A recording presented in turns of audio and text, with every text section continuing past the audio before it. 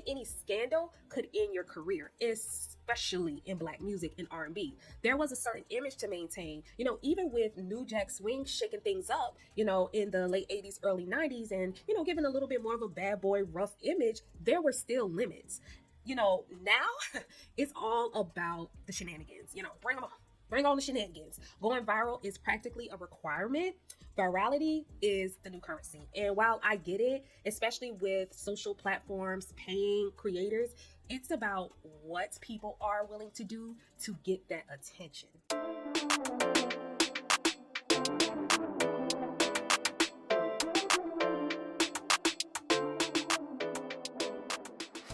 Now, has it all just become about chasing the next viral moment instead of making music that sticks with you?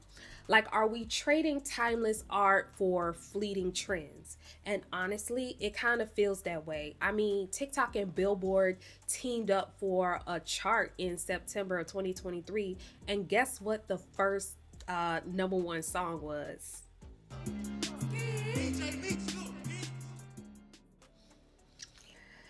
Yeah. So the chart basically tells you what's blowing up on TikTok, which, let's be real, it dictates trends and moods now. It's based on views, engagement, and how many people are making their own videos with that song or sound, as they would call it on YouTube, on TikTok. A lot of hits these days are basically just TikTok dances and challenges. It feels like so many artists are just chasing that instant social media buzz, that quick hit of popularity. They want that check. And I get it. But they don't seem to care if their songs are completely forgotten in the next couple of years. Someone's going to have to make a remember when this was a thing compilation video to even remind us. Now, don't get me wrong. Having a trending hit isn't bad, but it can be a real problem down the line when you realize you don't have the back catalog to sustain a career. What happens when your 15 minutes are, up? I've seen so many people on Instagram and TikTok, but mostly Instagram, talking about Ashanti and how she's still touring with the same songs. I seen it under a particular post. It probably was Shade Room or Neighborhood Talk, probably one of those, right? Talking about how she tours with the same songs. And they say it like it's a bad thing, but that's exactly why you make quality music. I don't know the last time she dropped an album, but she's got a whole catalog of hits that people still want to hear. There are still tons of us who haven't seen her live, want to, and will. But will these new artists be able to say the same thing in a few years? Will they have that staying power? Most won't. Look, it's easy to point the fingers at the artist, but it's not entirely their fault. A lot of these folks have been grinding for years. Some are broke, and then they get, this once in a lifetime opportunity.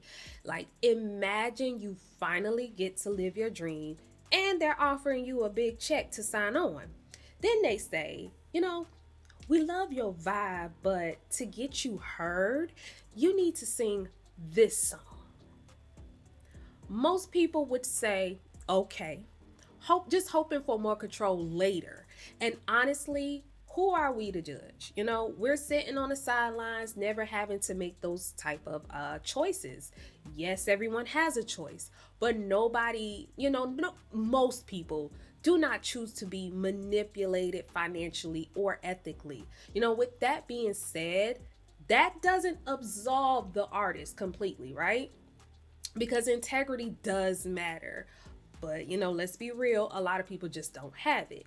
So that is part of the problem. The business culture in America, it's messed up, plain and simple. And because of our, free market, capitalism, whatever you want to call it type of system, I don't see things changing much. Actually, scratch that. I see things changing, but not for the better for artists or consumers. And I really hope I'm wrong and that this whole thing ages terribly, like for real. The music industry is broke. Let's be real. They're not making the money they used to when we were buying CDs and physical copies. Artists aren't making money from their music, and execs are losing their jobs. So they're going to squeeze every last penny out of us.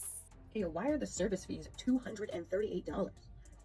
That's insane. If I could zoom in, why the fuck are these tickets $3,000? But I'm out of the music industry because ain't no money in the music industry.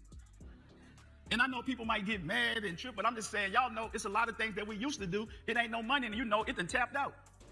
After 40-something years in the business, I'm like, well, why? Where are my royalties going? Because I'm not getting this. Come to find out, Universal Music has been receiving all my royalties, all my mechanicals.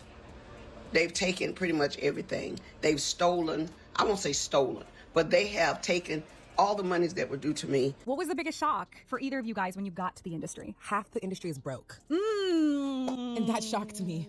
That's I a would good see, one. I would see celebrities. I would be around celebrities, rappers. No offense, but a bunch of them that's like wearing all the big jewelry or on Instagram. It's all a facade. I think all of your favorite artists are finito and finished. I don't think none of these people are making any coin from the music business. I agree with that. That's kind of what I've been saying. I think why it's they find other avenues to get their money. They gearing up for whatever is to come, and they're a lot earlier than I knew. They've been playing for years. Like seeing the big press outlets bigging up certain types and styles of music has been an indicator to me, where musicianship, performance, like actually being good at being a musician, has been cast aside for years and years and years, but slowly getting worse. It's kind of opening the door for AI everything, essentially. That's why, these label execs don't care about art or quality. They're going to squeeze every lemon they can to make juice. They're going to make sure their glass is full, even if yours is empty. It's a harsh reality, but it's the truth. Think back 20 years. You'd hear about a new album on MTV, BET, the radio, maybe a talk show, or in a magazine. Then you'd head to a brick and mortar like Disc Jockey, Media Play, Sam Goody, or even just your local spot, right? And buy the physical album, tapes, CDs, whatever the era dictated. I'm a millennial, so I remember both tapes and CDs, but CDs were more along my thing. Albums were what, $12.99, about $19.99, and if all your favorite artists dropped on the same Tuesday, you would easily drop about $50. You were putting a lot of trust and in the artists and the labels buying an album after only hearing one or two songs. They had to deliver. The music video had to be fire. Their image had to be relatable, but still have a little intrigue and mysteriousness to it. And singers had to sing. If you couldn't sing, if you were one of them singers that, couldn't really sing like that, your stage presence and your choreography had to be on point. And any scandal could end your career, especially in Black music and R&B. There was a certain image to maintain, even with New Jack Swing shaking things up, in the late 80s, early 90s, and, giving a little bit more of a bad boy rough image, there were still limits. Now it's all about the shenanigans, bring them on. Bring on the shenanigans. Going viral is practically a requirement. Virality is the new currency. And while I get it, especially with social platforms paying creators, it's about what people are willing to do to get that attention. Celebrities have always played games with the paparazzi, but the pressure to go viral now is insane. For many artists, rappers, actors, their social media presence is overshadowing their actual art. And look, I'm not saying being personable with fans or changing careers is bad. I'd be a whole hypocrite if I did. But a lot of these artists aren't on social media because they want to be. They're forced to. Remember, the music industry is poor, broke. And R&B, I ain't gonna say poor, but they a little broke. But being, you know, black music and being an R&B and black music in general is taking a hit. You know, that's why we're seeing so many R&B festivals and legacy artists on tour now. You know, I'm not complaining because I'm finally getting a chance to see artists I missed out on seeing growing up, right? But here's the thing. Social media, when done right, can be a game changer for R&B artists. It lets them connect with their fans in a way labels can't. You know, nobody is above it. You know, if you out of sight, you out of mind. You gotta help us keep your legacy alive. And content is king, you know? And guess what? And if you liking, you know, what I'm putting out, you hit that subscribe button. It's free. I ain't charging. It's free. You know, like and share too. Let me know what you think in the comments. And don't forget to check out my other videos on this channel.